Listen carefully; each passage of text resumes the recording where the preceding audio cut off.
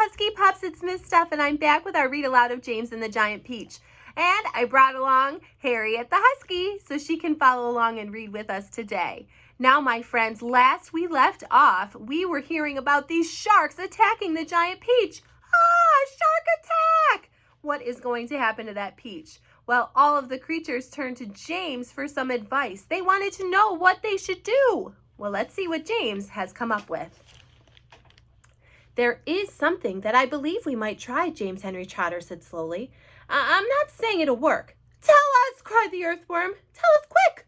We'll try anything you say, said the centipede, but hurry, hurry, hurry. Be quiet and let the boys speak, said the ladybug. Go on, James. They all moved a little closer to him. There was a longish pause.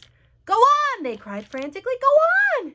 And all the time while they were waiting, they could hear the sharks threshing around in the water below them. It was enough to make anyone frantic. Come on, James, the ladybug said, coaxing him. I'm afraid it's no good after all, James murmured, shaking his head. I'm terribly sorry. I forgot. We don't have any string. We need hundreds of yards of string to make this work. Well, what sort of string? Asked the old green grasshopper sharply. Any sort, just so long as it's strong. But my dear boy, that's exactly what we do have. We've got all you want. How? Where? The silkworm, cried the old green grasshopper. Didn't you ever notice the silkworm? She's still downstairs. She never even moves. She just lies there sleeping all day long, but we can easily wake her up and make her spin. And what about me, may I ask, said Miss Spider. I could spin just as well as any silkworm. What's more, I can spin patterns. Can you make enough between you, asked James. Well, as much as you want.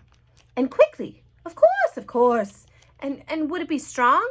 The strongest thing there is. It's as thick as your finger. But why? What are you going to do? I'm going to lift this peach clear out of the water, James announced firmly. You're mad, cried the earthworm. It's our only chance. The boy's crazy. He's joking. Go on, James, the ladybug said gently. How are you going to do it? Skyhooks, I suppose, jeered the centipede. Seagulls, James answered calmly. This place is full of them. Look up there.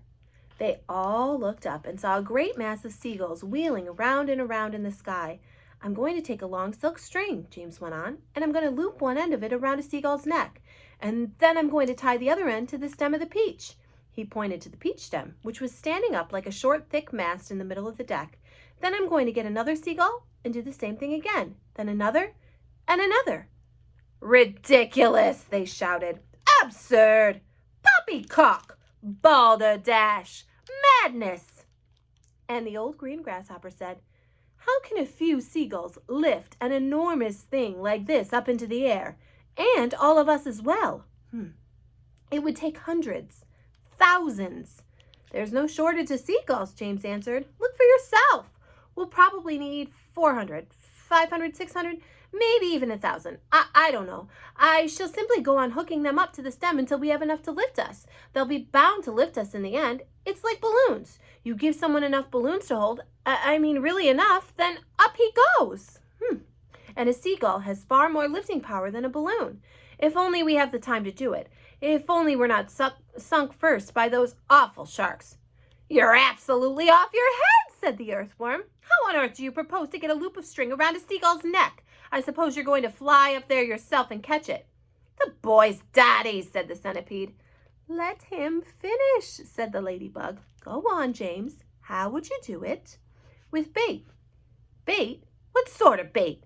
With a worm, of course. Seagulls love worms. Didn't you know that? And luckily for us, we have here the biggest, fattest, pinkest, juiciest earthworm in the world. You can stop right there, the earthworm said sharply. That's quite enough. Go on, the others said, beginning to grow interested. Go on. The seagulls have already spotted him, James continued. That's why there's so many of them circling around. But they daren't come down to get him while all the rest of us are standing here. So this is what... Stop, cried the earthworm. Stop, stop, stop. I won't have it. I refuse. I...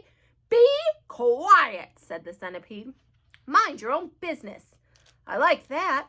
My dear earthworm, you're going to be eaten anyway, so what difference does it make whether it's sharks or seagulls?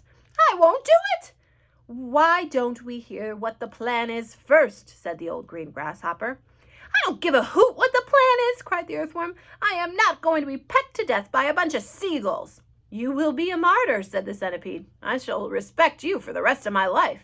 So will I, said Miss Spider, and your name will be in all the newspapers. Earthworm gives life to save his friends. But he won't have to give his life, James told him. Now listen to me. This is what we'll do. Harriet, what do you think? Do you think that they're going to be able to fly that peach up in the air and get it floating high enough up so that it's out of the water? Do you think the centipede is going to help? Do you think the earthworm is going to serve as bait? And do you think they can wake the silkworm up to string all of the strings that they need to lasso those seagulls? Well, my friends, in chapter 21, we are sure to find out whether or not that peach floats up into the air and saves all of their lives. James may have a good idea here, but we will soon find out. Have a great day, Husky Pups, and we'll pick up soon with James and the Giant Peach. Say see you later, Harriet. Bye-bye, friends.